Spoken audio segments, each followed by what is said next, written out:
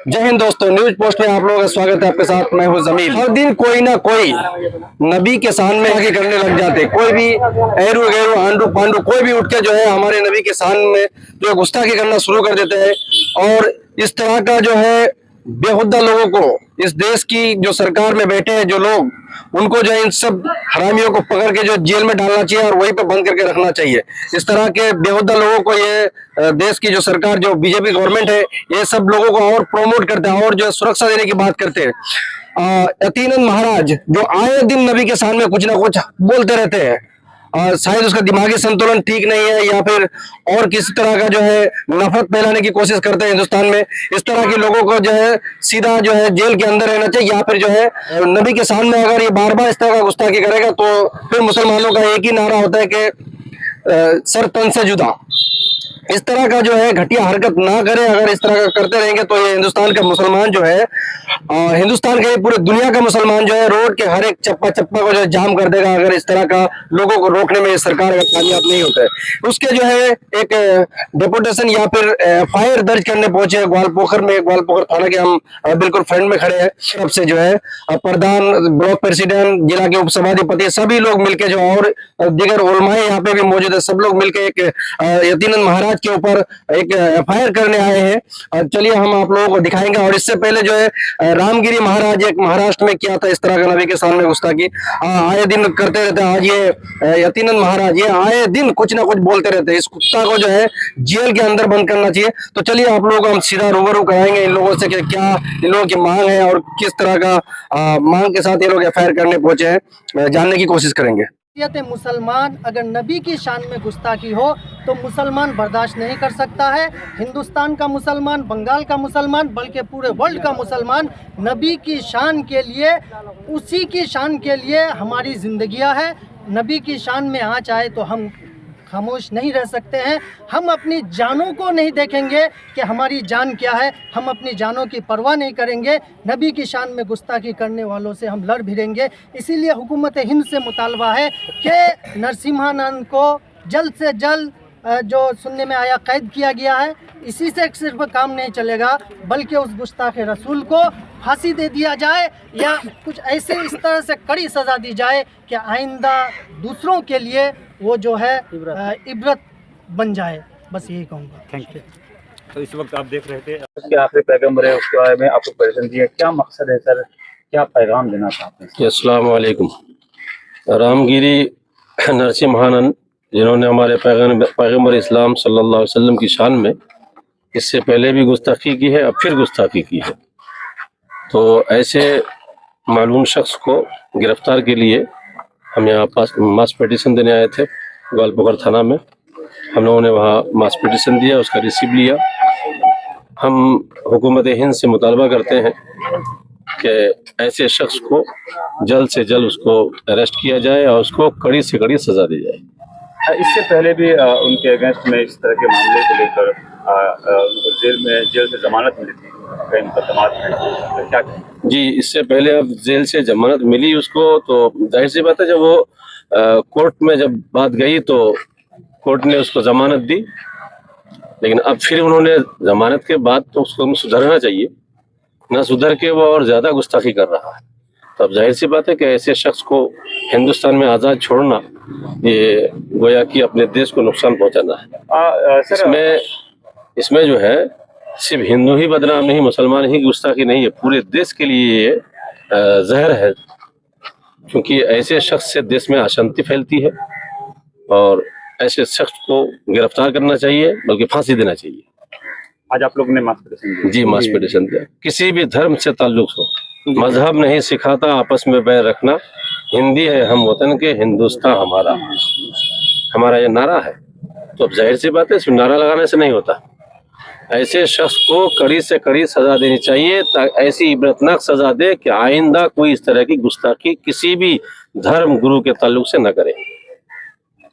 Sir, देखा जाए पूरे पब्लिक को सियासी तौर पर, कहा जाए समाजी तौर पर उलमाए दीन भी साथ में है, किस तरह का मामला है सर, क्या मामला है? देखिए, हमारे प्यारे नबी के बारे में जिस तरह से भाषा बोले हैं, इस भाषा को हम लोग कंडेम करते हैं।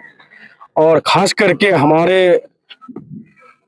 प्रधानमंत्री से हमारा गुजारिश है कि इस तरह का आदमी को पकड़ करके उम्र कैद के लिए भेज देना चाहिए जेल में।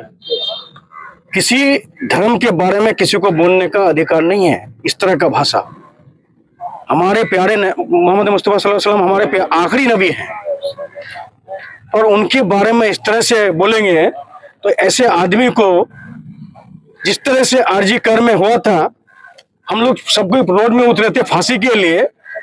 अब पूरे हिंदुस्तान, सिर्फ मुसलमान नहीं, हिंदू मुसलमान मिलकर के चाहते हैं कि ऐसे आदमी का फांसी होना चाहिए। ऐसे आदमी को उम्र कैद के लिए भेज देना चाहिए। हिंदू जो धर्मगुरु है उनका भी बयान आया, एकदम बयान आएगा, क्यों नहीं आएगा। अभी हमारे मुफ्ती साहब बोले यहाँ पर कि किसी मजहब के बारे में इस तरह का बोलने का किसी को अधिकार नहीं है। धर्म सबका है, अपना अपना धर्म मानते रहिए। इसलिए हम लोगों का एक ही गुजारिश है हमारे हिंदुस्तान के सरकार से कि इस तरह का आदमी को, जिस पहले पकड़ा गया था, फिर जमानत में आया था, फिर भी नहीं सुधरा, तो ऐसे आदमी को इस तरह से सजा देना चाहिए ताकि उनका देख करके दूसरे आदमी सुधर जाए। ये हम लोगों का प्रस्ताव है। गुस्ताख नबी की है ये सजा, वो जो है इबरत बन जाए, बस यही कहूँगा। सल्लल्लाहु अलैहि वसल्लम हमारा ईमान है, हमारे ईमान की जान है। और आज हमारे हिंदुस्तान में कुछ लोग हमारे आका सल्लल्लाहु अलैहि वसल्लम की शान में गुस्ताखाना लफ्ज इस्तेमाल कर रहे हैं और जिस तरह से चाह रहे हैं वो बोल रहे हैं, जबकि हुजूर सल्लल्लाहु अलैहि वसल्लम की सीरत, सरकार के अखलाक और आका सल्लल्लाहु अलैहि वसल्लम की 63 साला जिंदगी का एक एक गोशा पूरी दुनिया के सामने वाज़ेह है कि मेरे नबी करीम सल्लल्लाहु अलैहि वसल्लम पूरी जिंदगी दुनिया को अमन और अमान का पैगाम दिए, औरतों की इज्जतें बचाई। ये तो अरब ही की तो तारीख थी, हमारे हिंदुस्तान ही की जो तारीख है कि जब कोई मर्द मर जाता उसकी जगह में शोहर को भी जिंदा जला दिया जाता था। लेकिन फिर हमारे यहाँ जब इस्लामी हुकूमत, इस्लाम आया, इसी तरह से पूरी दुनिया में इस्लाम फैला, इस तरह से फिर औरतों को इज्जतें मिली। तो वो नबी जिन्होंने पूरी जिंदगी इस खाके गैती को अमन सुकून का गहवरा बनाया, और उस अजीम ज़ात के शान में अगर गुस्ताखी करेगा तो हम मुसलमान कभी बर्दाश्त नहीं करेंगे, बल्कि मेरे आका सल्लल्लाहु अलैहि वसल्लम के नामूस पर अगर हमला करेगा तो नामूस से रिसालत की हिफाजत के लिए अगर हमें जान देने की भी ज़रूरत पड़ेगी तो हम जान देंगे, लेकिन सरकार की शान में गुस्ताखी को हम बर्दाश्त नहीं करेंगे।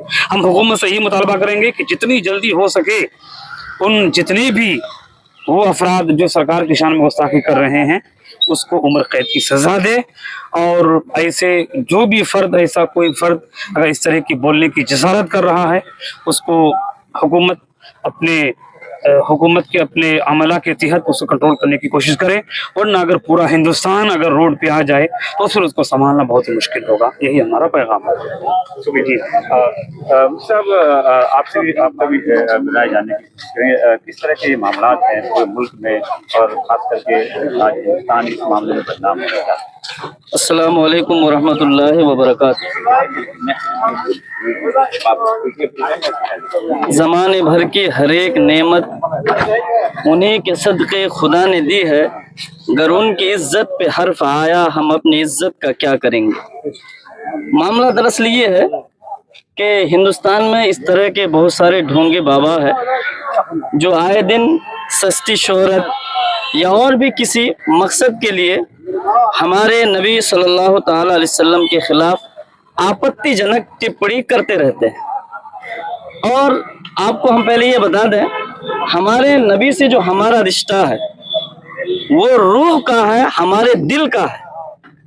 इस तरह की जब गुस्ताखी की जाती है, हमारे नबी के खिलाफ कुछ बोला जाता है, तो ऐसा महसूस होता है कि किसी ने हमारी रूह और दिल की तार को खींच लिया।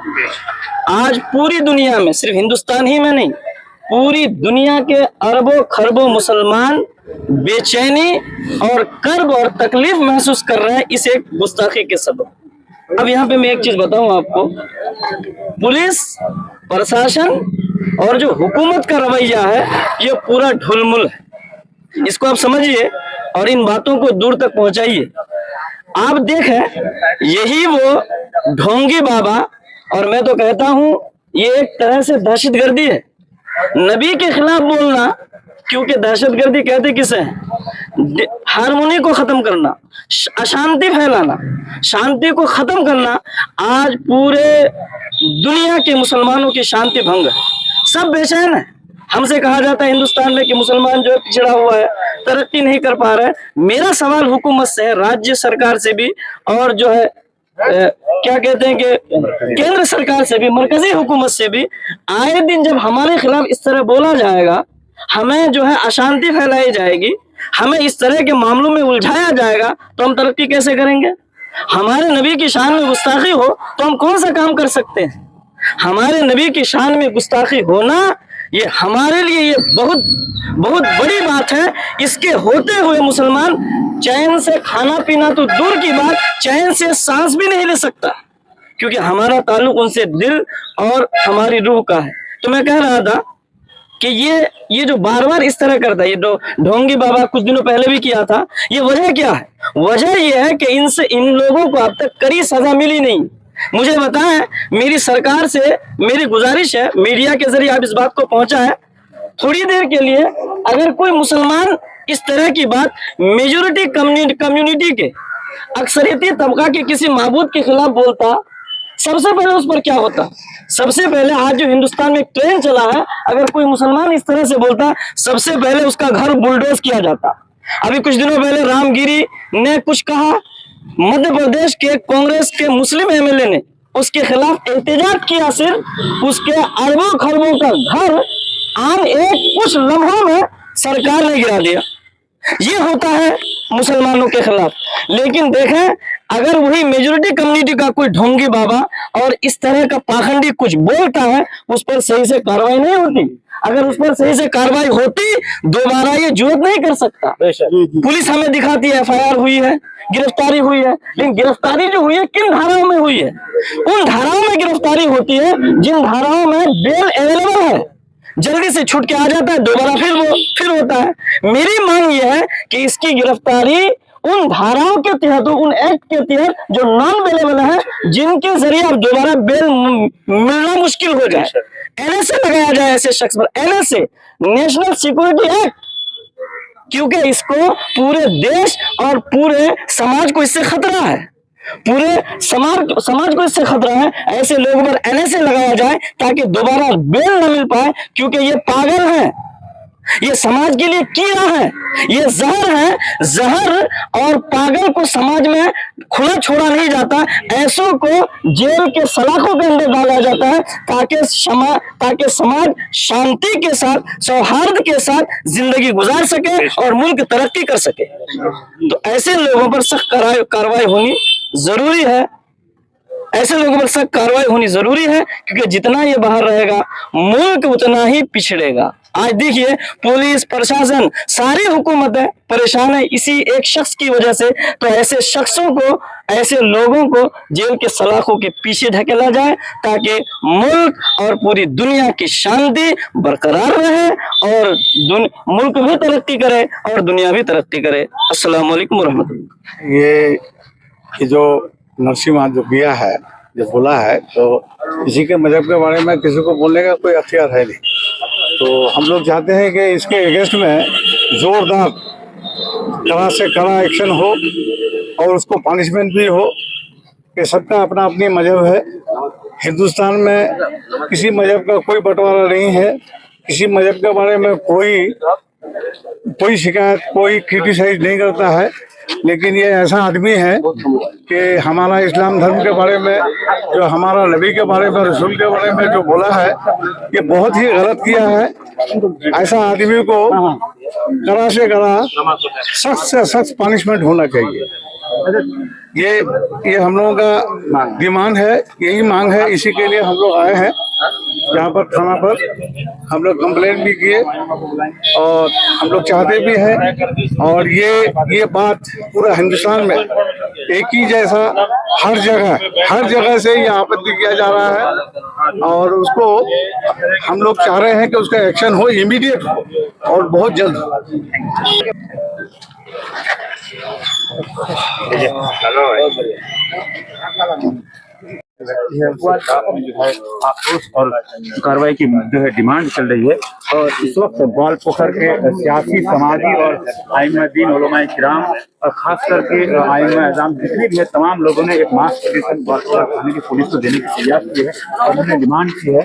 क्या डिमांडें हैं, किस तरह के मामला हैं, हम लोग सीधे तौर पर जानने की प्रयास करेंगे।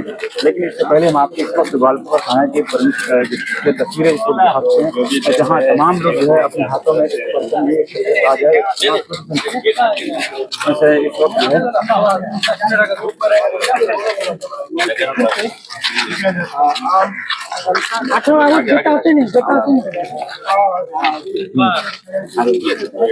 तो सीधे तौर पर इस वक्त जो है खास करके जो सियासी, समाजी